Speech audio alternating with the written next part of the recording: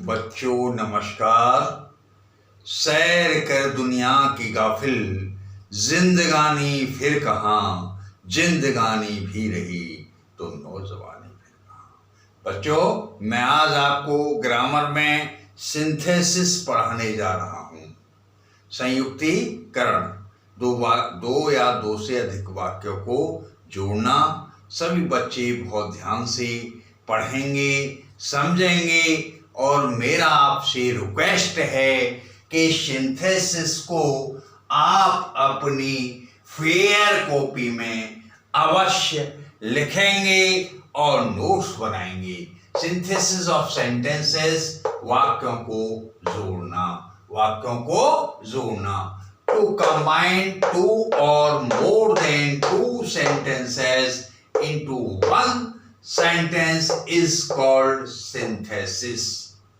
दो या दो से अधिक वाक्यों को एक सरल वाक्य में जोड़ना। दो या दो से अधिक वाक्यों को एक वाक्य में जोड़ना ही संयुक्तिकरण कहलाता है। जैसे दो परिवार जुड़कर के एक रिश्ता बन जाता है, इसी तरह से दो या दो से अधिक वाक्यों को एक वाक्य में जोड़ना भी सिंथेसिस ऑफ सेंटेंसेस कहलाता है। इसको हम सिंथेसिस कहते हैं या हिंदी में संयुक्तिकरण कहते हैं। समझ में आया? दोबारा समझिए। To combine two or more than two sentences into one sentence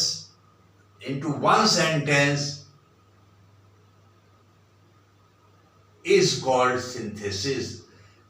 To combine two or more than two sentences into one sentence is called synthesis. दो या दो से अधिक वाक्यों को एक वाक्य में जोड़ना ही संयुक्तिकरण या सिंथेसिस कहलाता है। सब बच्चों को समझ में आ गया? अच्छी तरह से दिमाग में फीड कर लो एक एक पॉइंट को। ये सभी कॉम्पिटिटिव एग्जाम में आते हैं। अगला, काइंड्स ऑफ सिंथेसिस, सिंथेसिस के प्रकार। सिंथेसिस के प्रकार, there are 3 kinds of synthesis. Synthesis को 3 भागों में विभाजित किया जाता है। सिंथेसिस को 3 भागों में विभाजित किया जाता है। सिंथेसिस को 3 भागों में विभाजित किया जाता है। There are 3 kinds of synthesis. इनके 3 प्रकार हैं। सिंथेसिस के 3 प्रकार हैं। नंबर 1, दो या दो से अधिक सिंपल सेंटेंस को मिलाकर एक सिंपल सेंटेंस बनाना। नंबर 1, दो या दो से अधिक सिंपल सेंटेंस को मिलाकर एक सिंपल सेंटेंस बनाना। समझ में आया बच्चों? नंबर 2, दो या दो से अधिक सिंपल सेंटेंसेस को मिलाकर एक कॉम्प्लेक्स सेंटेंस बनाना। नंबर 2, दो या दो से अधिक सिंपल सेंटेंसेस को मिलाकर एक कॉम्प्लेक्स सेंटेंसेस बनाना। नंबर 3, दो या दो से अधिक सिंपल सेंटेंसेस को मिलाकर एक कंपाउंड सेंटेंस बनाना। दो या दो से अधिक सिंपल सेंटेंसेस को मिलाकर एक कंपाउंड सेंटेंस बनाना। बच्चों समझ में आ रहा है? सब बच्चों नोट कर लो अपनी फेयर कॉपी में इनको। अब सबसे पहला सिंपल सेंटेंसेस यानी साधारण वाक्य। देखिए, एक simple sentence is the one which has only one finite word.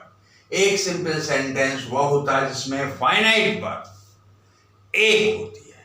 क्या होती है? वर्ब एक होती है। एक ही फाइनाइट वर्ब का प्रयोग किया जाता है। अब सिंपल सेंटेंस बनाने में निम्नलिखित का प्रयोग किया जाता है। निम्नलिखित का प्रयोग किया जाता है। नंबर 1, एक पार्टिसिपल का प्रयोग। नंबर 1, पार्टिसिपल का प्रयोग। नंबर बी, इनफिनिटिव का प्रयोग। नंबर बी में क्या है बच्चों? सब बच्चों लिख लो। नंबर बी में है इनफाइनाइटिव का प्रयोग। नंबर बी में क्या है? इनफाइनाइटिव का प्रयोग। इनफाइनाइटिव का प्रयोग। सब बच्चों समझ में आ रहा है? नंबर सी, नाउन या जिरेंट से पूर्व प्रीपोजिशन का प्रयोग। नंबर से, नाउन या जिरेंट से पूर्व प्रीपोजिशन का प्रयोग। नंबर डी, एडवर्ब या एडवर्बियल फ्रेज का प्रयोग। नंबर डी, एडवर्ब या एडवर्बियल फ्रेज का प्रयोग। नंबर ए, नाउन या फ्रेज इन एपोजिशन का प्रयोग। नंबर ए, नाउन या फ्रेज इन एपोजिशन का प्रयोग। Number F, nominative absolute phrase का प्रयोग। Number F, nominative absolute phrase का प्रयोग। नंबर जी, एडजेक्टिव या एडजेक्टिव फ्रेज या कंजक्शन का प्रयोग। सब बच्चे इनको अपनी अपनी फेयर कॉपी में लिख लें। ये आपको ग्रामर में, इंटरमीडिएट एग्जाम में और इंग्लिश के सारे कॉम्पिटिटिव एग्जाम में हमेशा हमेशा आते रहेंगे। ठीक है? नंबर जी, एडजेक्टिव या एडजेक्टिव फ्रेज या कंजक्शन का प्रयोग। इनको आप बच्चों आज अपनी फेयर कॉपी में लिख लो और लिख के याद कर लो। मैं आपको स्टेप बाय स्टेप पढ़ाऊंगा।